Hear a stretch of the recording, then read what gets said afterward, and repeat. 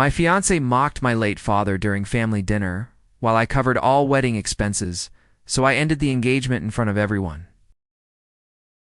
A 28-year-old guy, and I thought I finally found someone who truly loved me for who I am. Growing up, my dad and I were inseparable. He taught me responsibility, integrity, and the kind of work ethic that sometimes made my friends groan when I chose saving over partying. Losing him 3 years ago left a void I never thought anyone could fill, but then Lauren came into my life. She was funny, sharp, and somehow understood the parts of me I had buried under grief. There was a spark, a warmth, and for the first time in a long time, I felt like I could share my life without holding back. Lauren had this charm that disarmed everyone, including me. She laughed at my corny jokes, remembered the little things about my day. And even when I mentioned my late dad, she listened with this empathy that made my chest tighten. We talked about building a life together, an apartment, a future, a wedding, and for months. It felt like I was finally home. But there were tiny cracks I kept ignoring. She'd joke about how stiff and old-fashioned my dad looked in photos, or tease me about why someone like you bothers with spreadsheets when we could just enjoy life. I brushed it off. I told myself I was just sensitive, that grief made me overthink everything.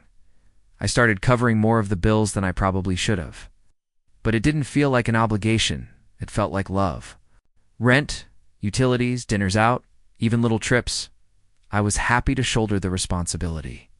When she casually mentioned her dream wedding one night over pasta, I promised I'd take care of it all, imagining the look on her face when everything was perfect. That night, as I looked at her scrolling through wedding inspiration, I felt a flicker of unease I couldn't shake, like a whisper in the back of my mind telling me to pay attention. But I pushed it aside, telling myself, this is love, and love is worth it. And yet as she laughed at a photo of my dad holding me as a kid, calling him seriously old school, I felt my stomach knot in a way I hadn't expected. It was tiny, almost insignificant, but it lingered, like a shadow at the edge of everything I thought I knew. As wedding planning started, I quickly realized just how much responsibility I had taken on. Every venue, every caterer, every little detail, my name was on all the contracts, my card on all the payments. Lauren claimed she wanted to help. Help usually meant picking flowers or scrolling through Pinterest while I negotiated with vendors for hours. She'd occasionally roll her eyes at my choices, muttering things like, "Why does everything have to be so expensive?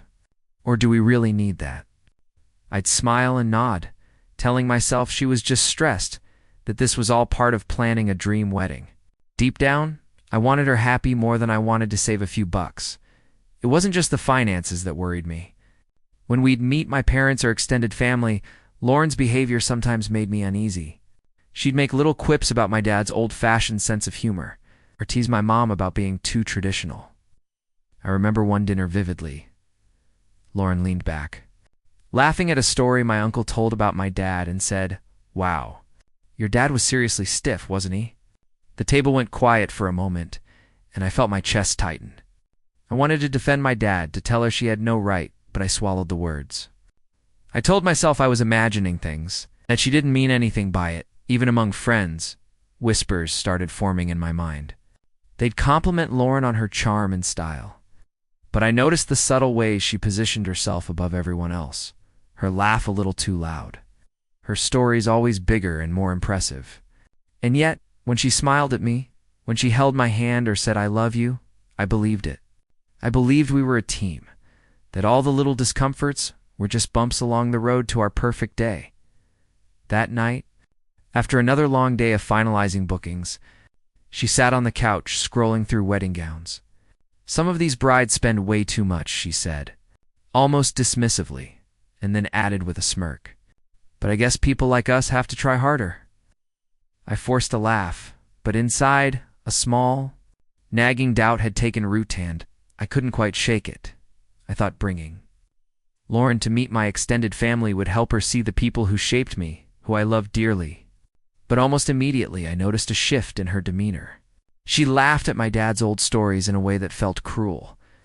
Not lighthearted, like she was poking fun at him instead of enjoying the memory. At one point, my aunt showed her some old family photos, and Lauren tilted her head, squinting, and said, "Oh wow, Your dad really dressed like that? Serious 80s vibes. My stomach dropped. I could feel every pair of eyes on me, silently asking why I wasn't defending my father's memory. I tried to rationalize it. Maybe she's just joking. Maybe she's trying to bond in her own way, I thought, clinging to every shred of excuse I could find. But then she made another comment, this time about my mother, suggesting she probably didn't keep up with trends and should have worn something more modern to the dinner. The room went uncomfortably quiet, and I felt my face flush.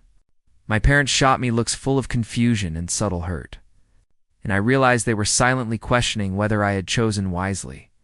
What really shook me, though, was the way Lauren carried herself after these comments, completely unapologetic, smiling as if she'd done nothing wrong. I felt this cold knot form in my chest, the kind you get when you realize someone you trusted might not be who you thought they were. Yet, when she turned to me, her hand brushing mine and her eyes sparkling, I almost convinced myself it was nothing. Almost after dinner. As we walked back to my car, I asked cautiously, "Did you really mean those things about my family?" She shrugged, laughing softly. "I was just teasing." "You're too sensitive," she said, her tone casual, almost dismissive. I nodded, swallowing the unease, but the words echoed in my mind long after we parted ways. That night, I lay in bed staring at the ceiling, wondering if love was supposed to feel this heavy, and yet I couldn't shake at the feeling that this was only the beginning of something I might not be able to ignore as the wedding planning continued. I started noticing just how lopsided things had become. Every single detail, every deposit, every booking it was on me. Lauren would casually suggest upgrades or extras without ever asking if we could afford them. I'd quietly nod and pay, telling myself it was fine because I wanted her to be happy. But the cracks in her charm were growing harder to ignore. She'd roll her eyes at vendors when they quoted prices she didn't like, muttering seriously, "People actually pay for this?" I felt my chest tighten each time, but I still smiled, still reassured myself that this was all part of the process. The small comments about my family didn't stop either. One afternoon, I was showing her my dad's old collection of family photos, memories I'd treasured since he passed, and she looked at one and said, "Wow. Your dad really thought that was fashionable?" My heart sank, but I laughed nervously, trying to brush it off. She smirked, leaning closer. "No offense, but your family's style is, well, let's say vintage." To defend the man who'd raised me would instilled every ounce of responsibility I carried, but I stayed silent. Even my friends started noticing subtle changes in her attitude. She always seemed one step above everyone, commenting on their choices, their careers, their lives, with this faint air of superiority. I told myself I was just imagining it, that people in love tend to overanalyze. But the truth was sinking in. The woman I thought loved me for who I am seemed to be quietly undermining the very people who mattered most to me that night. As I sorted through invoices and contracts, I overheard Lauren talking on the phone about how much I was spending. The casual way she said it made my blood run cold, like she was tallying every dollar, counting me as nothing more than a bank account. I forced myself to look away, to ignore the gnawing doubt. But deep down I knew something about this was very wrong. I'll never forget that night. The family dinner before the big wedding. I wanted it to be a simple gathering, a way for Lauren and my family to bond, maybe ease some of the tension I'd been feeling. But the moment she walked in, I noticed the way she carried herself. That sly little smile that made my stomach twist. Conversation was light at first. Jokes about work, old family stories, nothing out of the ordinary. And then it happened. Lauren laughed at one of my dad's old anecdotes of story. I had told hundreds of times with pride, and she didn't just chuckle. She mockingly imitated him, waving her hands in the exact way he used to, exaggerating his voice. "Oh, your dad really thought that would work," she said, smirking at the table. My heart froze. The room went silent. My mom's hand trembled around her wine glass. My sister looked shocked, and I could feel every eye silently questioning me. Why wasn't I stopping this? I opened my mouth to say something, anything, but no words came. My throat was tight. My hand shook slightly on the table. Lauren leaned closer, still smirking. "Come on, I'm just joking. Don't be so serious." But her tone wasn't playful, it was mocking. I remembered the countless times she had made little digs at my family. The way she dismissed my father's values, the casual way she rolled her eyes at our traditions. In that moment, everything shifted. I realized that this wasn't a slip or an accident. This was who she was, and she had no respect for the people I loved most. My chest ached, my stomach churned, and I felt this strange, cold clarity wash over me. I couldn't ignore this. Not anymore. I glanced around the table at the shocked faces, at my parents' hurt eyes, at Lauren's smug grin, and for the first time, I understood that the rest of the wedding, all the money I'd spent, all the planning it, didn't matter if she was going to humiliate my family. I swallowed hard, my mind racing. I knew I had to do something, but I didn't yet know what. After that dinner, things didn't calm down, they spiraled. I tried talking to Lauren privately, hoping she'd see the impact of what she'd done. "Did you really have to mock my dad like that?" I asked quietly, my voice tight with frustration.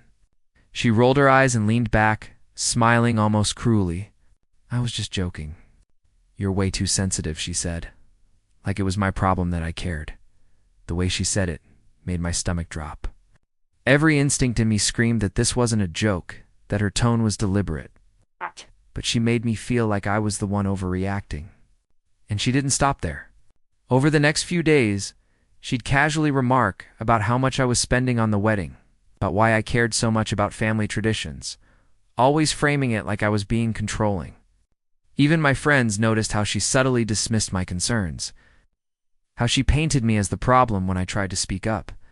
I began doubting myself, playing the dinner over and over in my head. Had I really been overreacting? Was I being too emotional, too controlling, too rigid? The anxiety kept me awake at night, a constant gnawing pit in my stomach.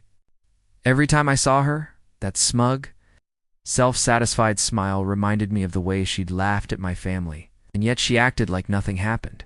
Even my financial decisions became a battlefield. She'd suggest upgrades or changes to the wedding. And when I hesitated or questioned costs, she'd sigh dramatically. "If you really loved me, you'd just let me do this." The word stung. I realized she was testing how far she could push me, how much she could manipulate me emotionally while I silently covered everything. By the end of that week, I felt trapped in a haze of guilt, doubt, and helplessness. My confidence, my love, my patience, it all felt like it was slipping through my fingers. And yet somewhere deep down, I knew I couldn't let this go on forever. It was only when I went through the wedding invoices again that I realized just how much Lauren had been manipulating me. At first, I thought it was normal as she was excited about the wedding. She wanted it to be perfect. But then I noticed a pattern. Every upgrade she suggested, every last-minute must-have, had been added without even asking me if it was okay.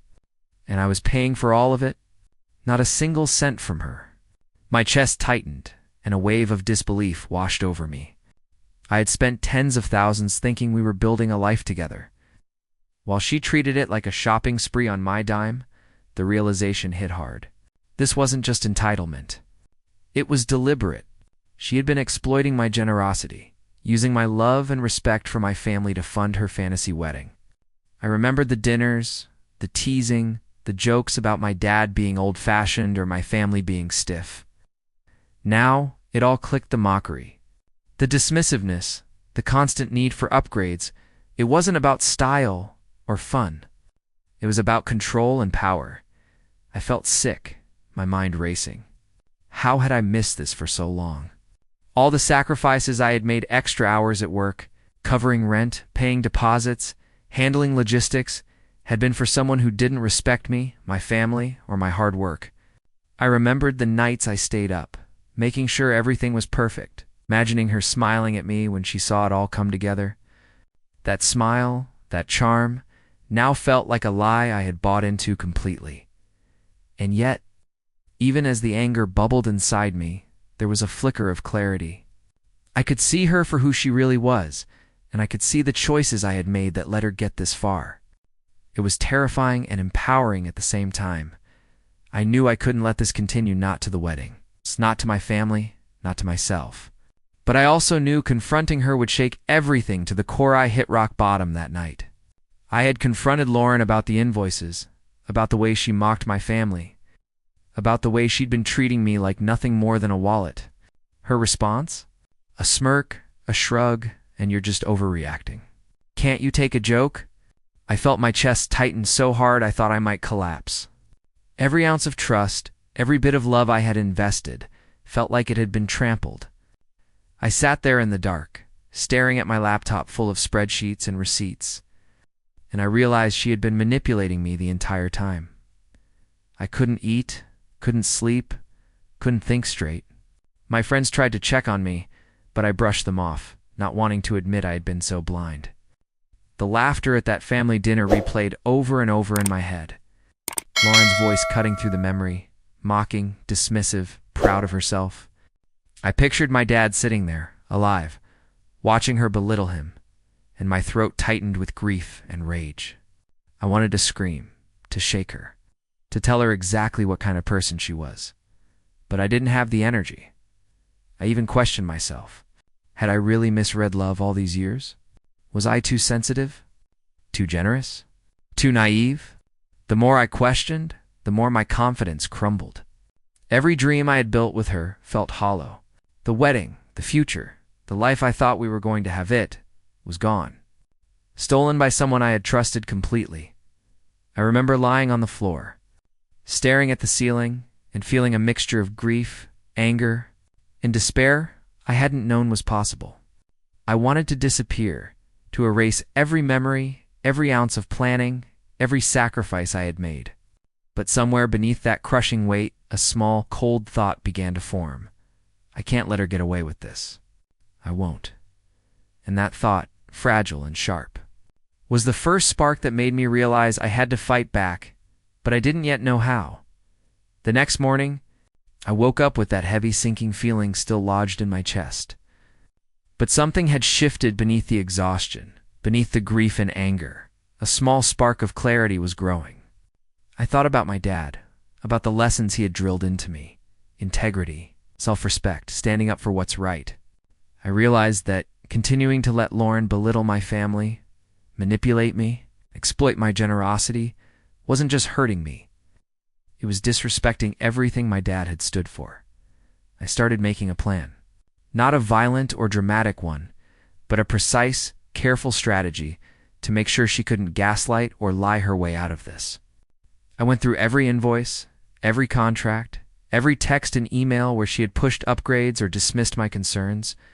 I wrote it all down, organizing it like evidence, reminding myself that this wasn't about revenge. It was about standing up for myself and for my family.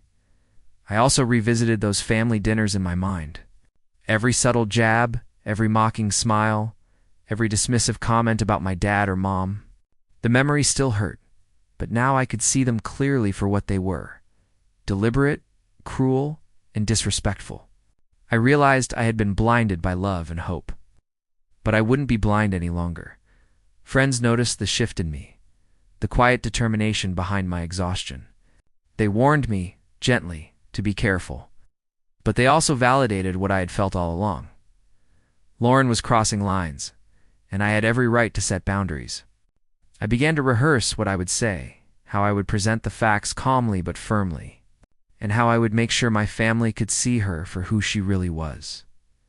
By the end of that week, I felt a strange mix of nerves and empowerment. I didn't know how she would react, but I knew one thing for certain. I wasn't going to let her humiliate my family any longer. And as I looked at the neatly organized invoices and messages on my desk, a plan began to take shape. One would make sure the truth couldn't be ignored. The night of the pre-wedding family gathering. My nerves were shot, but I felt strangely steady, like every step I took toward Lauren was reclaiming a little piece of myself. She arrived, smiling, radiating that same confidence and charm that had once made my heart skip a beat. Everyone else was laughing, chatting, completely oblivious to the storm I was about to unleash. I took a deep breath, feeling the weight of every sleepless night, Every manipulated dollar, every cruel comment about my dad and family, she started her usual routine. Lightly teasing my mom about her cooking and rolling her eyes at my sister's dress choice. My chest tightened. That smug little smilet had no idea what was coming. I stood up calmly and addressed the room. "I need everyone to hear something," I said, my voice steady but firm. Lauren's smirk faltered, a flicker of unease crossing her face. I laid it out, piece by piece. Every invoice, every last-minute upgrade she had added without asking, every joke at my family's expense. Every moment she had gaslighted me made me feel like I was overreacting. Like my grief and love for my father were somehow unreasonable. I watched the color drain from her face as I spoke, her charm and confidence cracking under the weight of truth. The room went silent. My parents sat frozen, eyes wide, processing what they had just heard. Friends leaned in, murmuring in shock. Lauren tried to speak, tried to laugh it off, tried to twist it back on me. But I had everything documented. Messages, invoices, contracts. I calmly handed copies to my parents and siblings. Her smugness was gone. In its place, panic, disbelief, and finally, desperation. "You can't just, this isn't fair," she stammered. But it was too late. Every lie, every manipulation, every bit of disrespect was laid bare. Undeniable. And in that moment, I realized something. I wasn't just exposing her to my family. I was reclaiming my dignity, my pride, and the memory of my father. I took a breath and prepared to say the words. I had rehearsed in my head for weeks. I looked at Lauren. Really looked at her for the first time since I'd met her. The charm, the humor, the sparkle that had once drawn me in it was gone, replaced by a mixture of panic and indignation. I took a deep breath, steadying my voice, and said, "I can't do this. I can't marry someone who disrespects my family, who manipulates me, and who shows their true colors when it matters most." The words hung in the air like a thunderclap. She opened her mouth to protest, to laugh, maybe even to cry, but I cut her off. "This engagement is over. Everything stops here. I will not let you humiliate the people I love, or me, ever again." There was a long pause. The room was silent except for the soft clink of cutlery and the faint hum of the chandelier lights. My parents' eyes filled with a mixture of shock, relief, and pride, while my friends nodded subtly, some smiling quietly in approval. Lauren's face twisted from disbelief to anger. "You can't just humiliate me like this," she snapped. I shook my head, a calm I hadn't felt in weeks settling over me. "No, this isn't humiliation. This is honesty. This is reality," I said. Every word carried the weight of the weeks I'd spent doubting myself, the sleepless nights, the financial exploitation, and the emotional manipulation. I felt a strange sense of liberation wash over me. The crushing anxiety, the guilt, the self-doubt, they were finally lifting. I had taken control, reclaimed my dignity, and protected my family. Lauren, defeated, stormed out, leaving behind the remnants of a dream I thought I wanted but now realized I never did. My parents came up to me, hugged me tightly, whispered that they were proud of me for standing up, for having the courage I hadn't even realized I still had. For the first time in months, I felt truly seen not just by them, but by myself. I knew the path forward wouldn't be easy. But I also knew I had finally taken the first step toward the life I deserved. And as I sat there, the silence settling over the room, I realized something important. Some people aren't meant to be in your story, no matter how much you want them to be in. The days that followed, everything felt surreal. The wedding invitations never went out. The deposits were refunded. And Lauren's absence hung over the apartment like a strange, liberating silence. At first, I felt a hollow ache, the ghost of what could have been.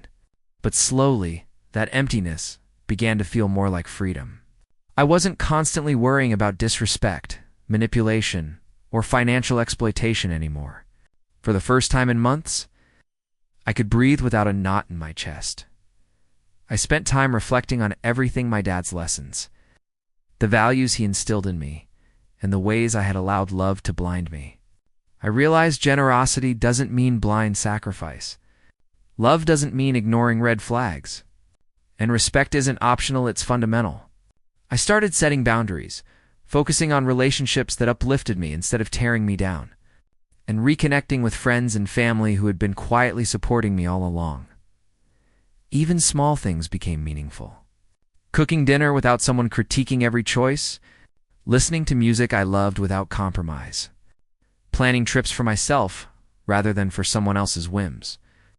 It all reminded me of who I was outside of the toxic relationship I had endured. And with each step, I felt my confidence returning, stronger than ever. I also started documenting everything: lessons learned, boundaries reinforced, personal achievements, so I wouldn't forget the hard truths I had discovered. I realized this wasn't just about a failed engagement. It was about reclaiming my life and my dignity. The betrayal had hurt, yes, but it had also forced me to grow, to see clearly, and to choose myself first. Now, when I look at my dad's old photographs or walk through our family home, I feel pride, not sadness. I honor his memory by living with integrity and strength, by refusing to let anyone belittle or manipulate me again. And in that clarity, I finally feel at peace, whole, empowered, and ready for the authentic love and respect I deserve.